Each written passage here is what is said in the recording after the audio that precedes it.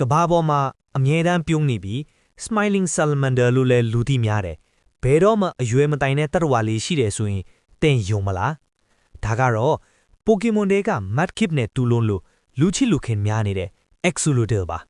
သူ့ကို walking fish လို့ခေါ်ကြပေမဲ့တကယ်တော့သူဟာငါမဟုတ်ပါဘူးသူမှာထူးခြားတဲ့ super power တစ်ခုရှိပါတယ်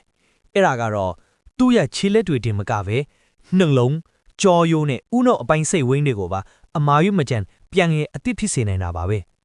နောက်ထပ်ထူးခြားတာကသူဟာတတလုံးကလေးဘွားနဲ့ပဲဖားတယ်လို့အသွင်မပြောင်းပဲချစ်စရာကောင်းတဲ့ဘဟက်လေးတွေနဲ့ရေထဲမှာပဲနေထိုင်သွားကြတာဖြစ်ပါတယ်ဒါပေမဲ့စိတ်မကောင်းစရာကဒီအပြုံးပိုင်ရှင်လေးတွေဟာမက္ကဆီကိုနိုင်ငံရဲ့ Lake Xochimilco မှာပဲရှိပြီးအခုဆိုရင်တဘာဝပတ်ဝန်းကျင်ညစ်ညမ်းမှုတွေကြောင့်မျိုးသုံးဖို့အယမ်းနီးစပ်နေပါပြီဒီလိုထူးခြားတဲ့တတ္တဝါလေးတွေအကြောင်းလေးကိုပိုပြီးလေ့လာဖို့အတွက် Animal Facts မြန်မာကို follow လုပ်ထားဖို့မမေ့နဲ့နော်အားလုံးကိုကျေးဇူးတင်ပါတယ်ခင်ဗျာ